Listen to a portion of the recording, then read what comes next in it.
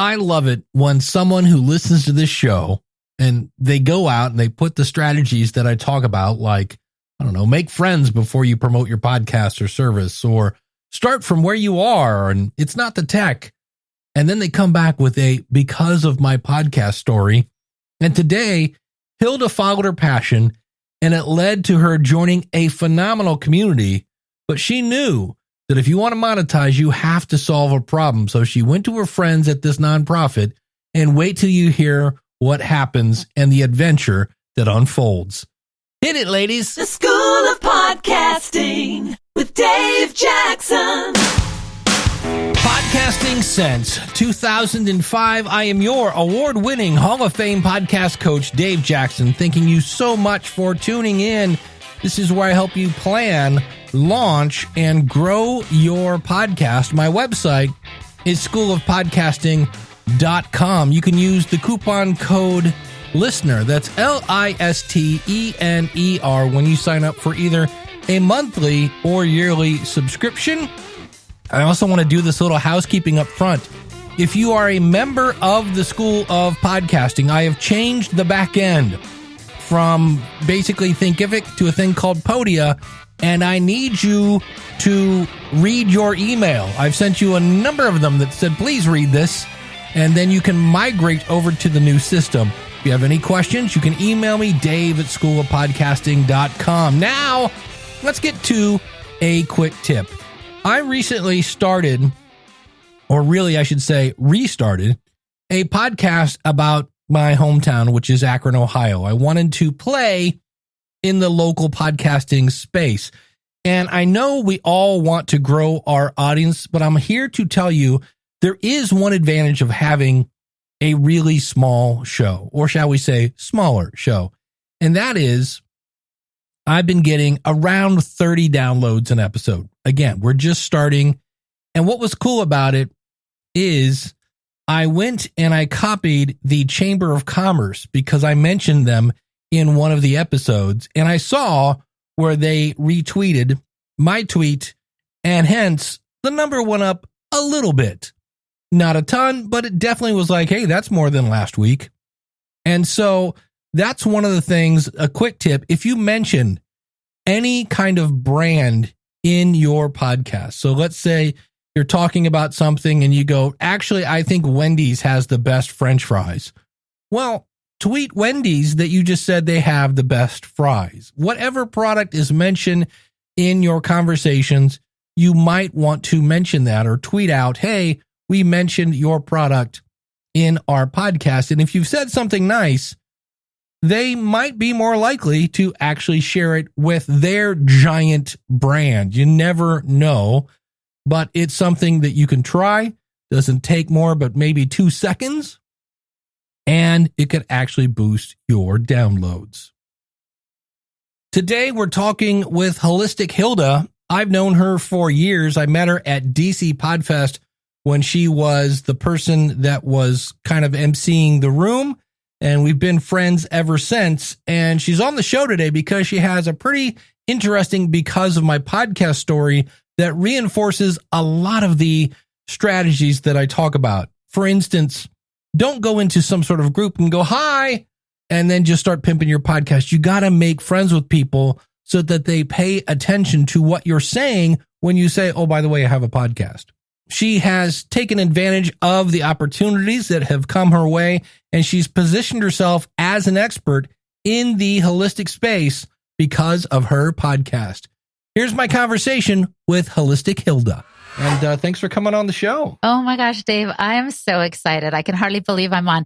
Your show meant so much to me when I was just starting out and I had no clue what I was doing.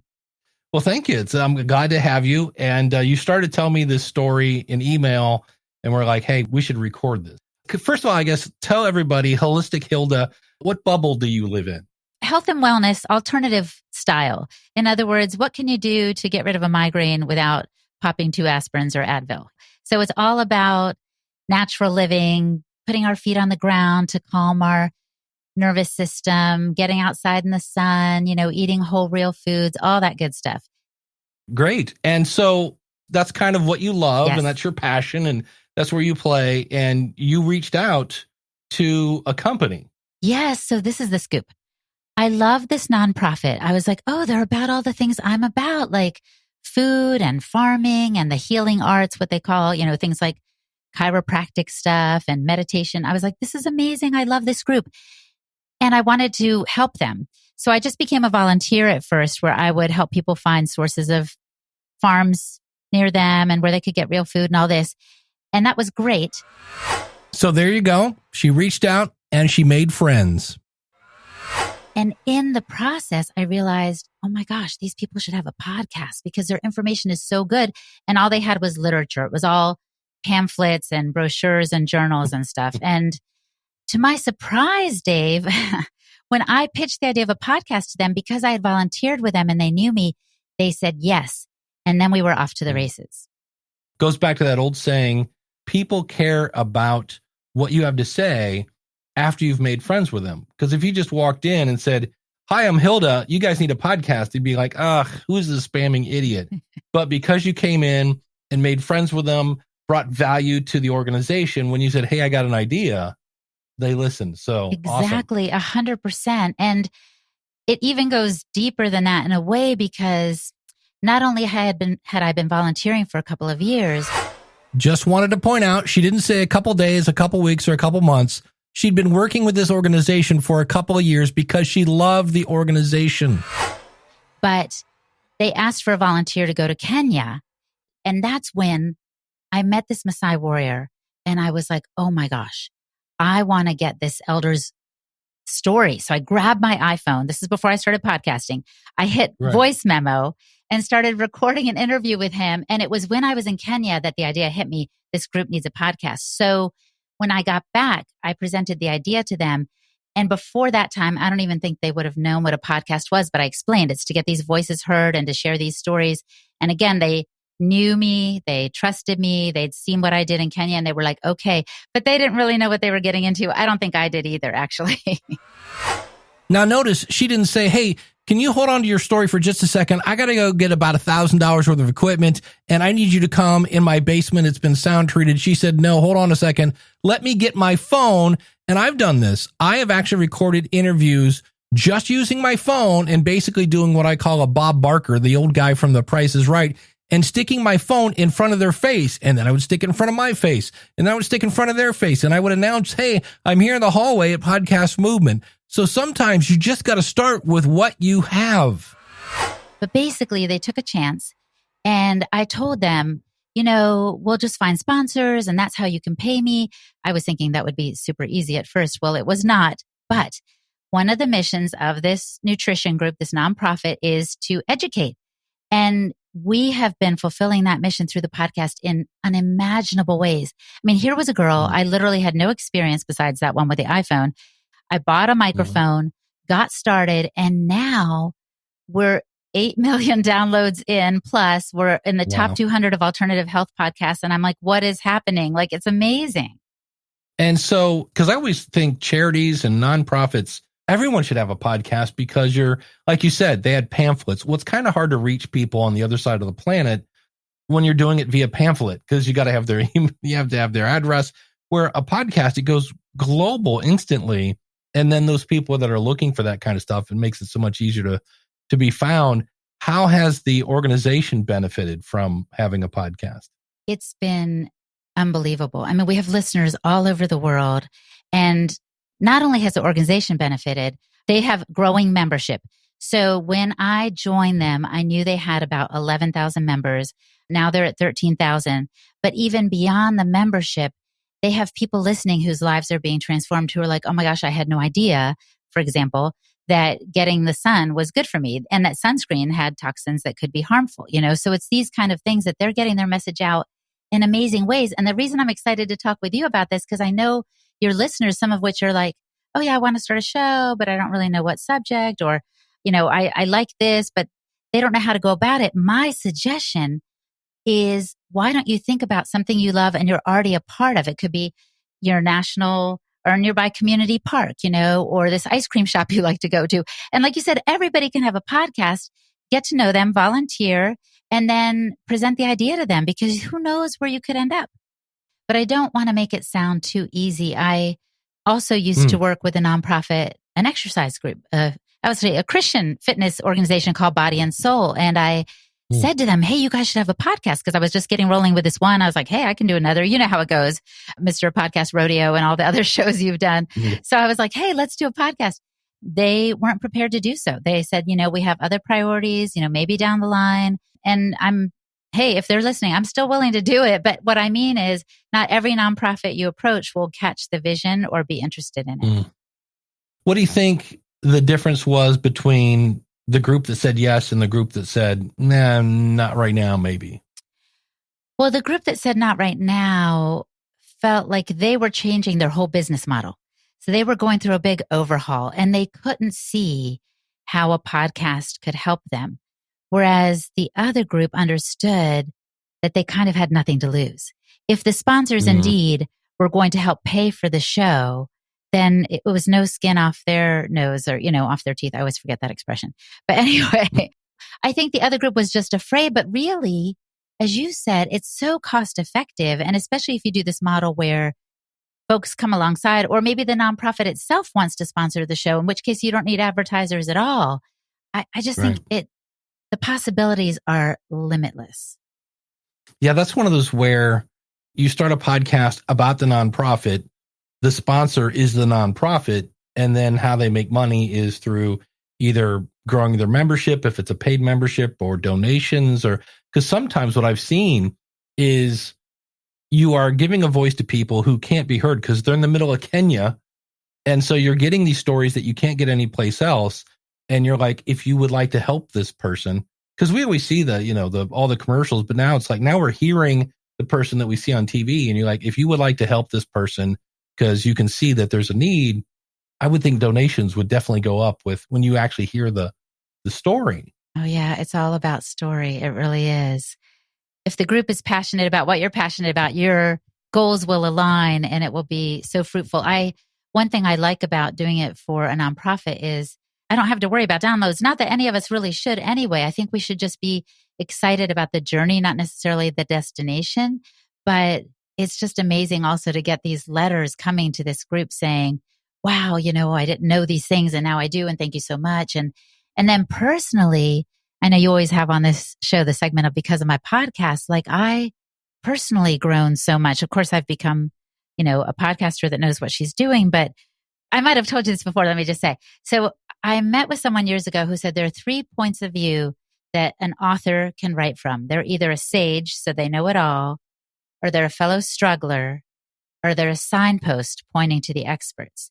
And I thought, oh my gosh, that works for podcasts too. You're either an expert who gets behind a mic and wants to expound on things, or you're a struggler saying, hey, I'm in with you too, a young mom podcast or what have you, or you're a signpost pointing to the expert. And so when I started, I was definitely a signpost pointing to the expert. But now what happens with time that I didn't even know this at the start is that the signpost can become a sage. All you have to do is think of like Katie Couric or Anderson Cooper, or Oprah Winfrey. The person conducting the interview, or you, Dave Jackson, becomes the expert. And so it's really been amazing to me to see other opportunities. I speak now about health and wellness. I go all over the world actually. And it's like, wow, doors are opening, not just for the guests I have, but for me too. So that's been a blessing. So you said you get to speak more. Are those people that you can definitely say, oh, they heard me on a podcast? Was it because of when you go to these places, they're like, hey, and you start building that relationship and then later they say, can you come back and talk? Or where are the speaking gigs? Can you trace them back to where they're coming from? Oh man, I hadn't thought about that before. I think it's relationships. It's going back to what you were saying earlier. So I interview someone and then we become friends and we're cordial. We enjoyed the conversation. I'm driven by curiosity. I'm not trying to brown nose them or get them to like me. It just happens in conversation. So we become friends. And the next thing you know, they're saying, hey, next time you're in Kauai, come hang out. And I'm like, oh yeah, I'll be there. So that's some of it, the friendship bit. And then some is we do run in the same circle. So I will go to a conference with a press pass because of my podcast. And then I'm still mingling with the people I've been interviewing. And then sooner or later, like this last time I was at Paleo FX in Austin, Texas, I had the chance to moderate a panel. I was able to give a talk in Spanish. And so again, I went from the signpost to the sage on some level. And it's really fun. Yeah, absolutely. You mentioned earlier, you said, hey, I thought we would start off and we could get sponsors. And I think you kind of said we didn't realize how hard that was going to be at the time. So what are your insights about trying to get sponsors for a podcast? Well, this nonprofit, they have connections, right? They have people that are investing in them already. They had this journal that they put out quarterly that they still do. And so in the back of the journal, there were a bunch of ads. So we didn't realize quite how to go about it at first, but we started contacting the companies. Some of them back in the day were like, what's a podcast? Now, I think we invite them first to be on the podcast and later to get in the journal because, as you said, some of the print stuff is kind of dying out. But it just was a little bit more work than I realized. And now, speaking of work, so I only do this part-time for this nonprofit, right? So it became kind of onerous for me to be knocking on doors, even of the people we had relationships with. And then it's back and forth on the pricing and, give me your copy and when should I run it? It was a lot to manage. So we found a third party now who helps us identify sponsors. And of course, they have to meet the criteria of this nonprofit. They don't like any seed oils or too much sugar, all these things. So there's a high standard. But the folks we're working with, this small company, they understand that and they work with podcasters kind of in the same space. So it's working out really well because we're generating more income than ever before. And nonprofits are usually nonprofits in every sense of the word. So they can really use that money for their purposes of education, research, and activism. When in doubt, once you finally get a sponsor and you've got a trickle of money coming in, now it's where it's like, what do you pay with? The time or money? You're going to pay with one of those currencies. So you took that money, found somebody who could do this, get it off your plate, which then frees you up to go back and do more podcasts. And have you found any sponsors or through your podcast, you started this nonprofit, was there someone along the way that you've now picked up another client? Yes, absolutely. So yes, I've started podcast coaching business. I've done some one-on-one, but I want to do a membership kind of group and I think it's just easier to help more people at once. And almost like your podcast rodeo, I feel like when I'm working with one person and other people are almost eavesdropping on what I tell them, everybody wins.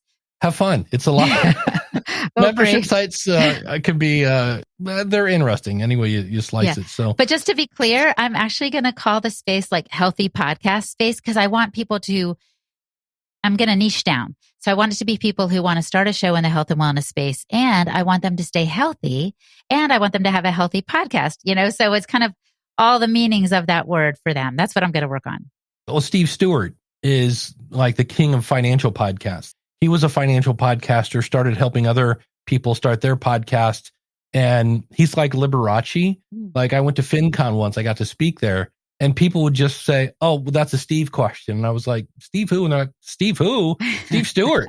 And he's so well known because that's his niche. And the great thing about that is one of the things you can do too as well is right now, I edit a podcast for brain surgeons.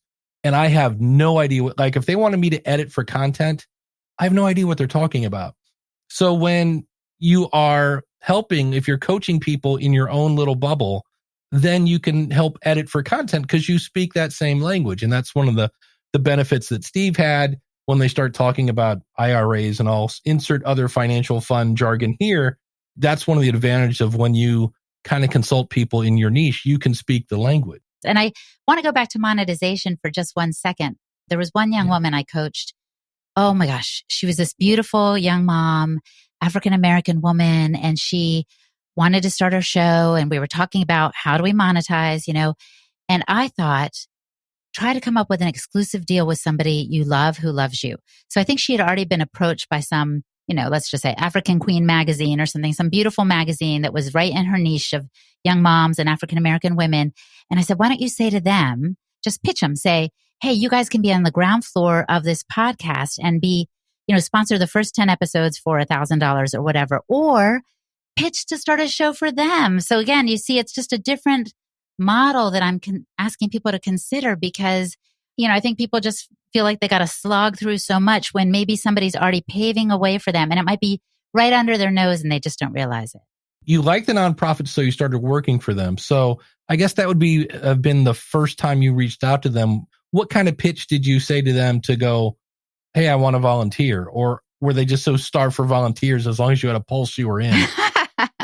Oh, that's a good question. No, they have volunteers all over the place. I was a face in the crowd. I really was. I wasn't that close with them. But when they asked for a volunteer to go to Kenya, I was the first one to raise my hand. And that's how they got to know me, because that was such a big project to go there, to do some PowerPoint presentations in this small Maasai village, all these things, that I started coming to their staff gatherings every other week. And then it was through that process they really got to know me. And that's how I kind of won the right to be heard, as they say in some circles, so that they would actually listen to my idea about a podcast. But it could have just been for a season. The thing is, when I started it, I didn't know there were seasons. I didn't know you could just do a podcast for a season and see how it goes and then start again. So I was just like, okay, every week we're hitting it hard, But that might be another way to pitch to a nonprofit who's not sure about it. They're like, well, we don't know if this is cost effective. We don't know if it's going to fly. Say, let's try a season and let's just see what kind of impact it has, and then pitch them for 15 episodes, and then, do it again the next quarter or whatever it is. But know that you can find middle ground, I guess. It doesn't have to be all or nothing. That's one suggestion I would give. And the other thing is, you've got to make friends with fear. An author that I really admire, Elizabeth Gilbert, who wrote Big Magic, she says, let fear get in the car, but tell fear you can't touch the radio and you can't drive. So when I started, I literally didn't know what I was doing. I had a little ATR 2100 and a tiny little mixer and just was doing the best I could. And because I did it, not that I wasn't afraid, but I just had to do it anyway because I knew this information was so important. And so if you let your passion and your curiosity drive you, fear can hang out, but get them in the backseat. I'm smiling because I hear that so many times. The people who succeed in podcasting often start not because they want to, but because they have to. It's like, no, this has to get out. I have to. I don't care if anybody listens. I just have to get this information out. And I hear that so many times, that, and then followed by, I couldn't find this information anyplace else, so I decided to make my own. So that's up there too. So everybody go over to holistichilda.com. Hilda, thank you so much. This is a great story. Oh, Dave, it's all because of my podcast and in part thanks to you as well. So thank you. Yeah, you never know what happens when you start a podcast. You might inspire someone who goes out to help others. And since we're talking nonprofits today, I thought I would read a passage from a book called Profit from Your Podcast, Proven Strategies to Turn Listeners into a Livelihood, where some guy named Dave Jackson interviewed 70 podcasters who gave their best advice and insights. And this is about nonprofits. It's on page 18 if you'd like to follow along. And if you go, hey, I don't have that book, just go to profitfromyourpodcast.com/book and you can actually get an autographed copy. But this is about Doug Parsons, who does a podcast called America Adapts, the Climate Change Podcast. So you can find him at americaadapts.org. He's been doing the show for 3 years. And after his first year, he wanted to take it more seriously and investigated becoming a 501c3 nonprofit. In looking into this model, there were many hurdles, including you have to form a board and other items that seemed out of reach for someone just starting. So Doug started researching fiscal sponsors. Fiscal sponsors are organizations that already have nonprofit status and can take other organizations like Doug's under their umbrella. Fiscal sponsors take 6 to 10% of your charitable donations, which is less than some crowdfunding panel tools, and donations are tax deductible for your audience, which you can't say for Patreon, right? Doug ended up with the Social Good Fund. You can find that at socialgoodfund.org, who have a mission to create and establish positive influences for individuals, communities, and the environment. Our goal is to sponsor and develop projects that will help positively impact and develop local communities into healthier and happier places to live, work, and be. They offer back-to-back office support, human resources, bookkeeping, coaching, and tools to make it easy to accept donations. One of the advantages of this situation is Doug always has immediate access to his funds with a project expense card. They have a great page that makes it easy to donate at americaadapts.org. support.wedid.it, which can be a one-time donation or it can be set up to be reoccurring. Doug has been approached by other climate-related companies who then partner/sponsor episodes on Doug's podcast. So here again, the featured company gets exposure in front of Doug's audience. And these companies are primarily looking for exposure and to get the word out. There isn't much of a call to action in this case. They just need to get their message out there. And Doug gets content that relates to his audience, and he gets compensated for putting their content in front of his audience. I will come back to this later, as it's a common thread among podcasters. And we heard Hilda talk about how it's hard to find sponsors because, well, it is. And that's the same here for Doug. It says Doug is finding sponsors this way, but faces the challenges that all podcasters face. Many companies don't understand the power of podcasting. He often suggests that instead of spending thousands of dollars on writing a report that really nobody's going to see or read, and he said that's not an exaggeration, he says take that money that in this case they're going to probably use on like a white paper or something like that, and put that content out as a podcast in front of an already established audience. And while fiscal sponsorship may only work for a small number of podcasters, if you're podcasting and you're podcasting for a cause, you may want to investigate a fiscal sponsor. Thus ends the reading of page 18 and 19 from Profit From Your Podcast. You can find this book at profitfromyourpodcast.com. Soon to be an audiobook. That's one of my goals when I get back from Podcast Movement. You heard Hilda say that she is teaching people how to podcast and she's thinking of starting a membership site. And as somebody who's been doing that for 17 years, that's why I was like, hey, Hilda, good luck, because it's a lot harder than it looks to get people to sign up. But if you're a person that's a podcaster and you have people asking, hey, how did you learn? Did you know that you can actually earn income by referring people to the School of Podcasting? You can sign up to be an affiliate at schoolofpodcasting.com/affiliates, and you'll get a special link. And when somebody uses your link to sign up, you earn 20% of that sale, and that stays every single month that the person stays subscribed. For more information, go to schoolofpodcasting.com/affiliates. It's free to sign up. And again, it's reoccurring income for every person that stays subscribed. I'll have a link in the show description. Speaking of the book, Profit From Your Podcast, one strategy that I sometimes get confused on is where you interview your potential customer. I've seen people that have done this.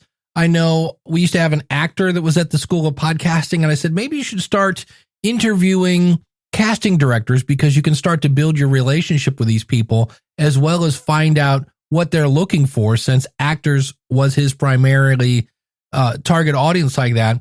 Kim Newlove over at The Pharmacist's Voice, I said, maybe start interviewing people who would hire you for a voiceover person. So that is a strategy. And I had an interview with Toby Goodman. He's the author of the book Narrow Podcasting.